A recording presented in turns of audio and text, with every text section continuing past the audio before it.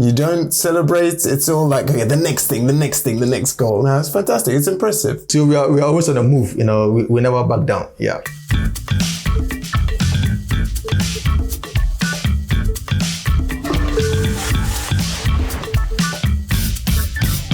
Hello and welcome to Toilet Talks. I'm Ikenna Azuike.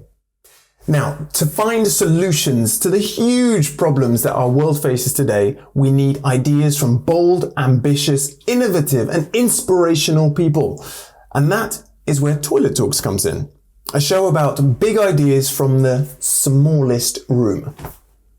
Toilet Talks is a program produced by IRC, a water and sanitation champion. With me on the show today is a very impressive environmental activist who fights passionately for a variety of different environmental causes. His Coal Kills campaign single-handedly stopped the construction of a brand new coal power plant in Ghana because it convinced the government to commit to renewables and invest in solar energy instead. As a result, he was recognized as the winner of the Goldman Environmental Prize in 2020. So who is this mystery person behind all of these green successes? It is none other than Chibeze Ezekiel. Chibeze, welcome. Thank you, Ikenna. Mr. Ezekiel, how on earth do you go about stopping a government in its tracks from constructing a new coal power plant? How did you achieve that? We had to adopt what are called the Submarine Approach. What that basically meant was that when the government came out publicly to announce its intention to build a coal plant, normally what happens is that as civil society, we would have reacted by also organizing a press conference, going on the street on a march. But we chose to lower our guard. We started building alliances among other CSOs across the African region and globally who have been working on coal for years, just to tap into their knowledge, skills, and expertise. And then we also went into the community where the plant was to be sited, where we spoke to the chiefs, the elders, the women groups, the youth groups, just to get their buy-in. So we did all this on the quiet, so that's what I meant by the submarine approach. So by the time we came out publicly, we had done our research, so we were able to justify our position. Whatever we say was not based on feelings or emotions, but based on facts and figures. And secondly, also, not only were we saying no to coal or coal kills, but we're also preferring or providing a better alternative for that matter. So if you think what government is doing is wrong, then you should also provide an alternative because we are all partners in development. So that was one approach you adopted and said, okay, not only are we saying no to coal, but we believe renewable energy is even far better. Wow. This is something that you've been working on for months. You pick up the newspaper and then you see in the newspaper that the result of your work has been achieved. What did that feel like? No, I mean, it brought happiness. We're excited, we're happy. And then the reason why we didn't really celebrate massively was because at that time, Ghana was going through a crisis. We have so much energy problems at the country. Companies were collapsing. People were losing their jobs. So we're looking for solutions. So it was not the time for us to party. That may send a wrong, signal to the private sector, who are suffering because they need power to run their business. So we immediately shifted, our campaign focus by now promoting more of renewable energy advocacy, creating awareness on social media.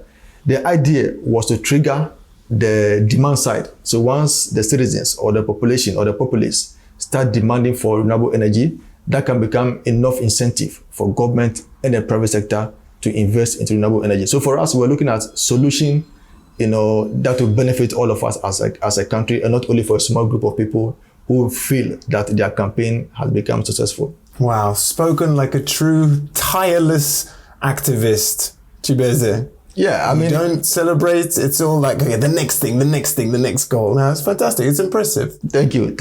So we are always on the move. We never back down. Yeah. In this show, we invite our guests to share an insight with us, a very big insight that has affected their life or perhaps changed their outlook on life. Tell me, what is Chibeze Ezekiel's big insight? Climate change is about climate justice.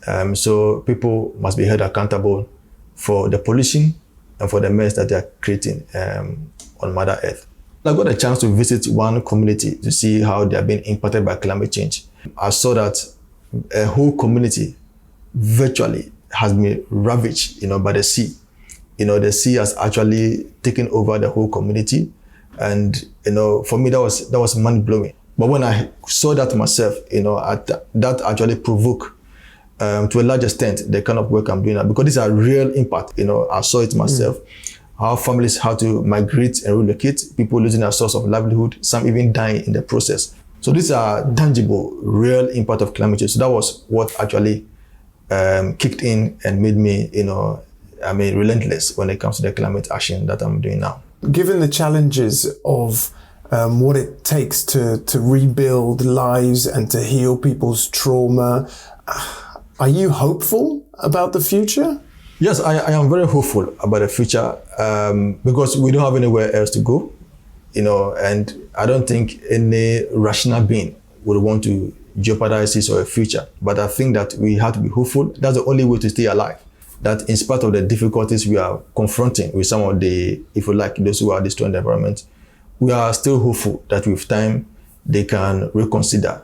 So far, I have a team of young people who are also putting much effort in this climate fight agenda. I can see the energy, I can see the resilience that they also demonstrate in pushing for the right thing to be done. So that gives me hope that in a few years to come, we're going to have more young people like myself and maybe doing far better than what I'm doing today, because that is what I'm hoping for. And even in the light of that, to be able to create more of climate activists, we have even taken a step back to initiate a concept that we call C4C, which is Children for Climate Action. So we are now even engaging children to build their capacity to educate them as environmentalists or climate activists. So just imagine that in a few years to come, we have about 500, 1,000 children in the whole community who are conscious about the environment. So Chibeze, tell me, what does it take to be a good climate activist? You have to hold on jealously, to your principles and your views. Your yes must be yes, your no must be no. And I think that once you let people know your position, so they can trust you for what you stand for. So one must be careful not to, see gratitude or immediate gratitude, as a means to be a climate activist. Because once you are looking for immediate results, immediate gratitude or reward, you become easily influenced by the state authorities or the people on the other side. And the final one has to do with being able to provide solutions.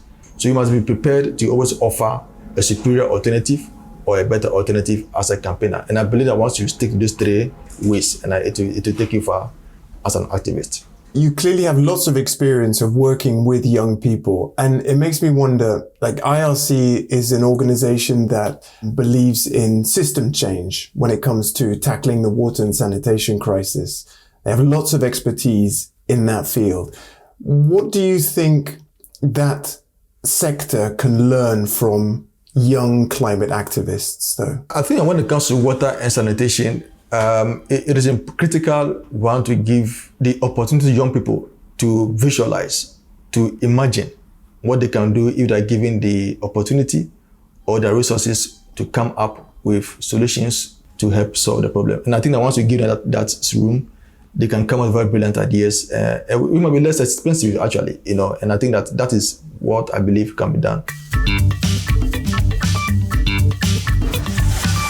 Chibeze, also in this show, we give our guests the opportunity to get rid of something which really annoys them in the world, okay? It can be anything at all, and you can flush it away. Tell me, what is the one thing that you would love to just not exist? Yeah, I would like to flush out ignorance about climate change. Are there any circumstances where you've met people and they've been ignorant and you've just been very frustrated? Yeah, because it can really get frustrating. And how do you deal with that in that situation? Do you tell them, you don't understand, you should know this by now? Well, not directly, but we should, in a diplomatic way, You're thinking it, aren't you? Yes. But you find the rich, influential people buying property around the coastal area. Some of them have boats, they have yachts. So it means that they like the serene environment. Some of them maybe have their houses look like a forest. They have trees and they have birds, etc. So if they, policymakers or the rich or the influential people, believe that they need such conducive environment for their own well-being, then why can't they do the same for the poor and vulnerable living in their communities? I'll tell you what then, after 3, Chibeze, we'll count down and we'll say flush it. And then I promise you, that's it. The problem is solved. There is no more ignorance about climate change. Your job is so much easier, okay? Okay. So let's count down. 3, 2, 1, and then you say flush it. Ready? 3, 2, 1, flush it.